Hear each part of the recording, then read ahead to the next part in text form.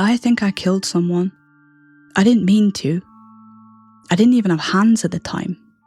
Not really. But she's gone now, whoever she was.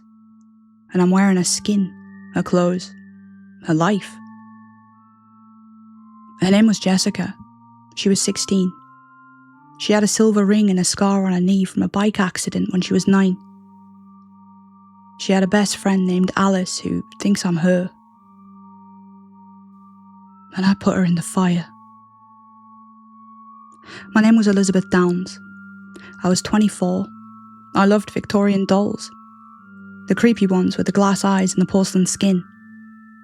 But now I'm Jessica Chen, ward of the state, living in a group home, and I can't tell anyone, because they'll think I'm crazy.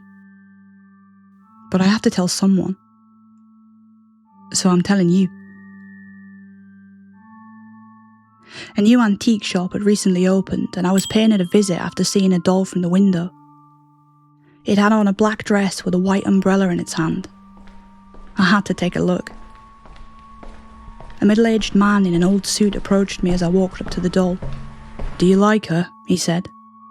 He listened intently as I told him about my own fascination with dolls, leaning in close when I mentioned my collection back home. I don't know why I felt so compelled to tell a stranger my own hobby with such enthusiasm. He seemed truly absorbed in what I had to say, waiting patiently for me to finish with a smile on his face. His eyes lingered on my face in a way that should have warned me. "Such fresh enthusiasm," he said softly. "Youthful vitality. The best dolls are made from those who love them, you see. They hold the soul better, tighter." He laughed like it was a joke. I found it creepy, but I laughed too. I don't know why. "I can show you an even better doll in the store if you like."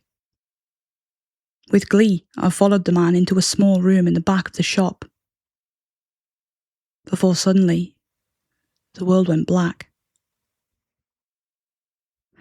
I walked to a bright light. I couldn't seem to move, and I felt like I was being carried somewhere. As my sight adjusted, I could see the antique shop owner's face close to mine. It seemed huge. As he stepped back, I realised it was huge. I was high up. I couldn't move my head, but I could see the doll from earlier out the corner of my eye. It sat next to me, matching my size.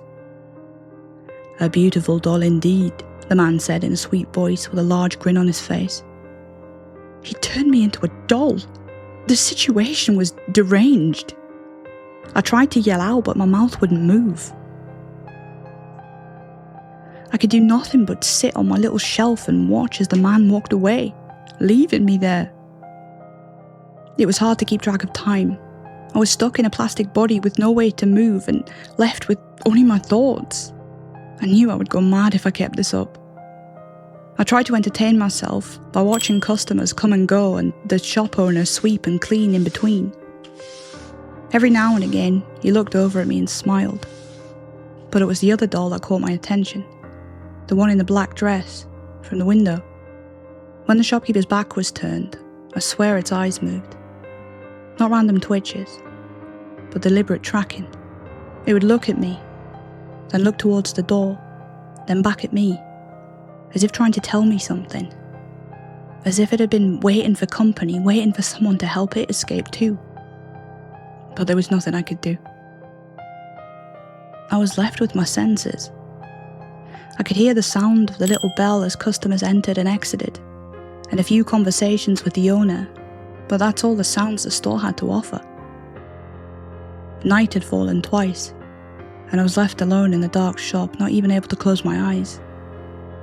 I could only wonder if anybody was looking for me, or even if it was possible for them to find me in this state. On the third day, an older lady looked at me before walking off to the owner. They were out of my sight for a while before I heard the sound of the cash register. Then the owner walked up to me with a box in his hand. He picked me up, and I was surprised I could feel it. Why could I feel, hear, or see anything in this plastic body? I was soon sunk into the darkness of the box. All light faded away as the top was closed. claustrophobia soon set in. My mind panicked, but there was literally nothing I could do. It's hard to say how much time I spent in the box. Much of it became a blur of panic and sensory deprivation. My mind had floated away in that time. Finally, a light shone into my cage. It was blinding at first, and then someone pulled me into it. I saw the face of a young girl, Alice, 13 years old, smiling with the excitement of a new gift. Behind her stood the grandmother. "Thank you, Grandma," Alice squealed, hugging me close. She didn't know. She couldn't know. Sometime later, I was removed from the box and placed on a rocking chair in Alice's room. Pink walls, stuffed animals, all things girly. I sat there for hours, unable to do anything but watch. Sometimes I would practice flexing my fingers or stretching my arms. It didn't work often. But when it did, Alice noticed. Of course she noticed. I thought it was going to be a good thing. That night, she didn't sleep. She sat across from me, staring.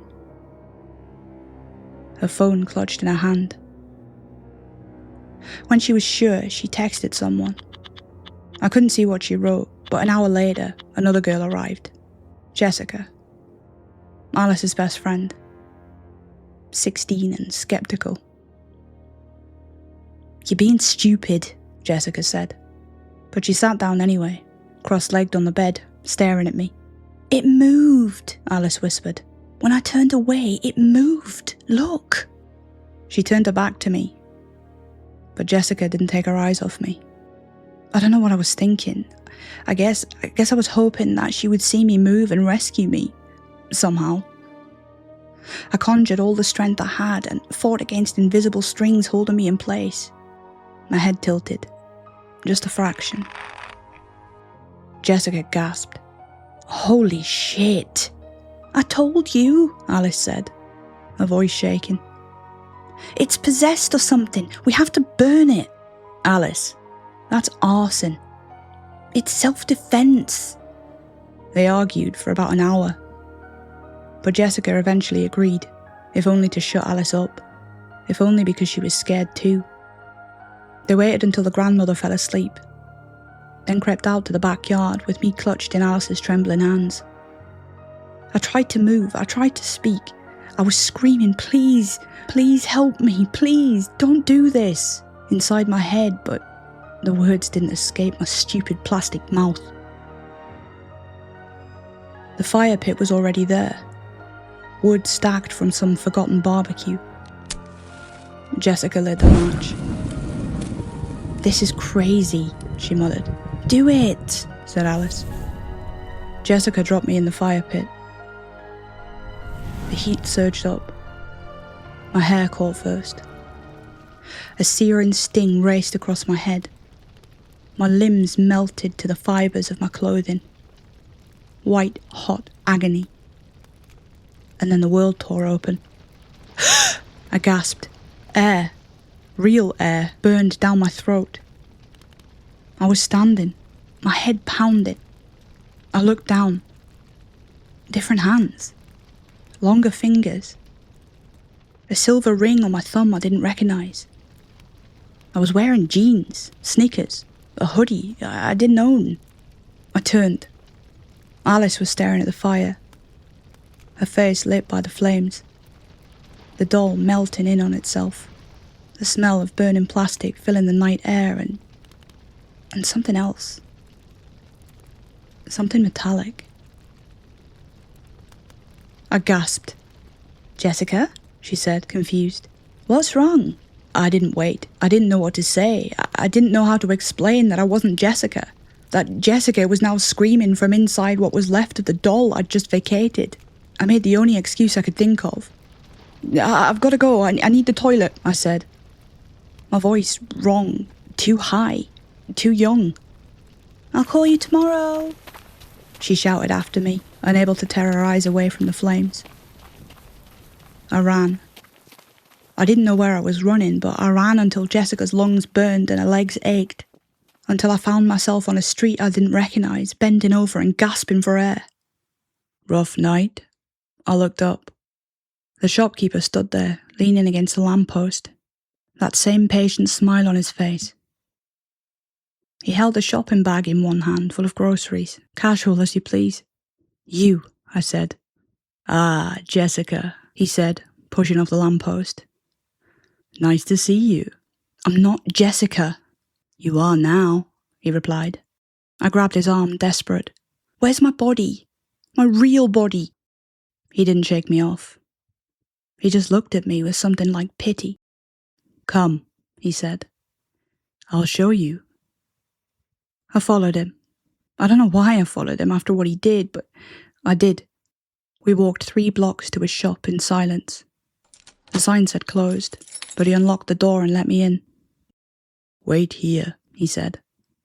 He disappeared into the back, and I stood there, shaking, looking at the antiques, the dolls on the shelves. The black dress doll was gone. Sold, probably. He appeared from the back room, holding the curtain aside. Through here. I walked through. The back room was different now. Darker. The shelves held different dolls. Ones with cloth bodies, with stitched mouths, with glass eyes that seemed too wet. And there, on the centre shelf, a new one. She sat primly, legs crossed, wearing a dress I recognised. My favourite blue sundress. Her face was some sort of leather, pale, soft, carefully stitched. Glass eyes that were the wrong colour, but unmistakably mine. I stepped closer. My hand reached out, trembling. You're welcome to have her back, but I'm guessing it would be a step in the wrong direction for you. I examined the face.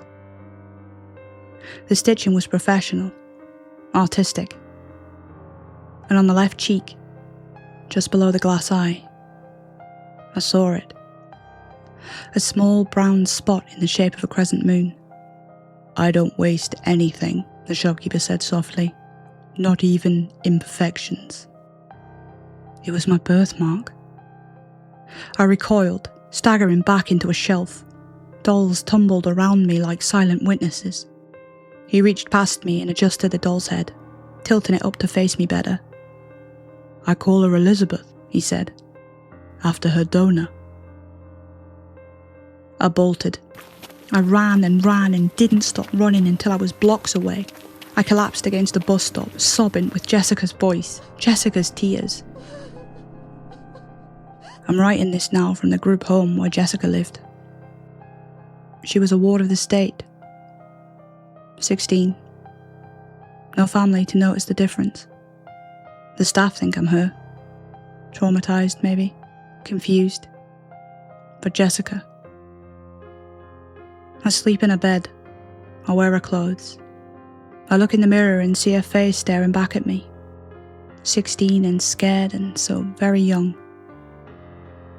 I know someday, when I can't bear this borrowed life anymore, I'll find someone who loves dolls. Someone with fresh enthusiasm, youthful vitality. I'll bring them to the shop. And I'll see what I can trade in. My name was Elizabeth Downs. Now I'm Jessica Chen. And I'm so sorry.